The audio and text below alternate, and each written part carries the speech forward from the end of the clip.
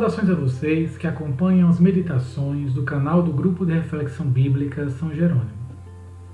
Hoje vamos refletir juntos o Evangelho segundo Mateus, capítulo 13, versículos de 24 a 32. Nesse texto, nos vemos diante de um discurso de Jesus em tom apocalíptico. Isso quer dizer que Jesus está falando sobre a intervenção final de Deus na história e da vitória de Deus sobre todo o mal nessa sua intervenção. Mas a gente pode se perguntar, olhando para esse evangelho, o seguinte: será que o evangelista ele quer realmente falar para a gente sobre uma espécie de previsão do fim do mundo? Ou será que o evangelista teria algum outro ensinamento sobre Jesus para nos oferecer? Bom, olhando para o evangelho, nós podemos dividi-lo em dois blocos. O primeiro bloco, que vai do versículo 24 ao 27, ele trata do tema da vinda do Filho do Homem. O segundo bloco, que é do versículo 28 ao 32, nos faz ver, nos coloca diante da imagem da figueira. Vamos olhar cada bloco desse e tentar compreender então, juntos, que mensagem esse evangelho nos transmite no dia de hoje. No primeiro bloco, o Evangelho então nos apresenta Jesus falando sobre a vinda do Filho do Homem. No momento desta vinda, o Evangelho vai nos dizer que vão acontecer abalos cósmicos. A lua e o sol vão perder o brilho, as estrelas vão cair do céu, até mesmo as forças celestes elas serão abaladas.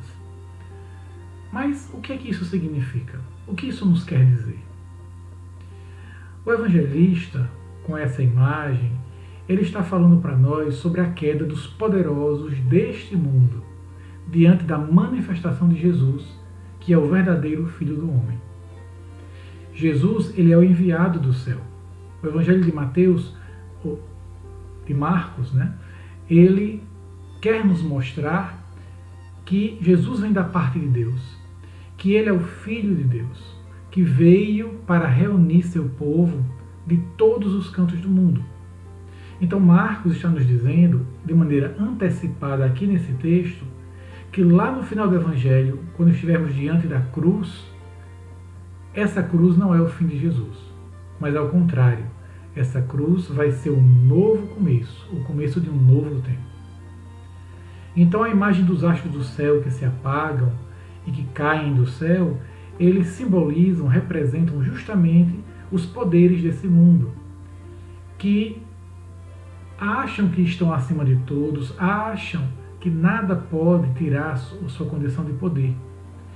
Porém, Marcos ele afirma com essas imagens de tom apocalíptico que quando Jesus se manifestar como Filho do Homem, como o Filho enviado do Pai, lá na cruz, esses poderes, essas forças que acham que estão no controle deste mundo, serão vencidos. Eles não mais dominarão, mas o Filho do Homem, ele irá estabelecer seu poder sobre toda a criação. No bloco seguinte, nós estamos diante da imagem da figueira, que traz essa reflexão para mais próximo de cada um de nós. Aqui Marcos ele afirma que o tema da figueira é uma parábola. Ou seja, Jesus apresenta no Evangelho a figueira como uma imagem. Então vamos tentar compreender o que essa parábola nos diz, o que ela nos ensina. A figueira é uma das imagens usadas para falar do povo de Israel no Antigo Testamento. E aparece aqui como um sinal da aproximação, da manifestação do Filho do Homem.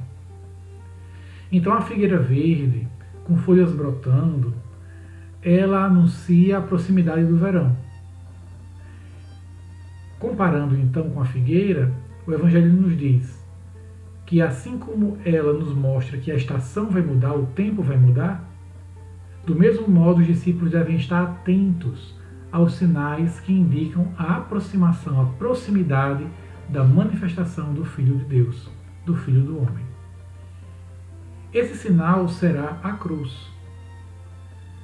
E é lá que veremos essa imagem, então, dessa passagem de um tempo para outro. Na cruz, Jesus manifestará a autoridade de Deus e a sua própria condição de Filho de Deus. Isso vai ser claramente apresentado no Evangelho de Marcos, na imagem do soldado que, diante da cruz e de Jesus na cruz, ele vai dizer que verdadeiramente ele era o Filho de Deus.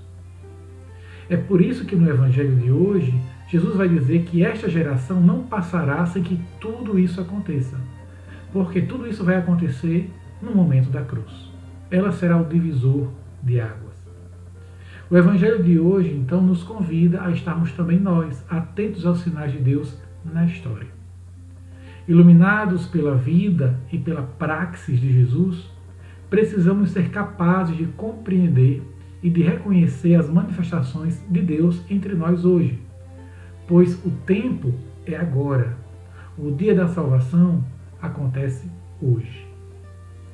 Esses sinais nos apontam para o caminho da construção do reino, que atingirá sua plenitude na manifestação plena de Jesus como Senhor da vida e da história.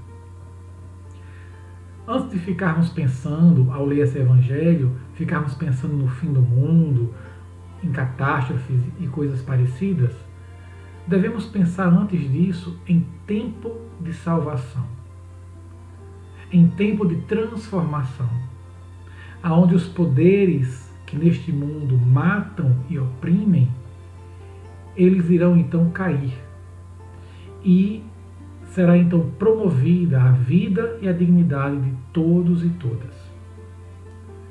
É para isso que o Filho do Homem se manifestou e se revelou plenamente nas cruzes, na sua entrega total na cruz. E continua a se manifestar na história, hoje, na nossa caminhada, para salvar, para libertar e para promover a vida.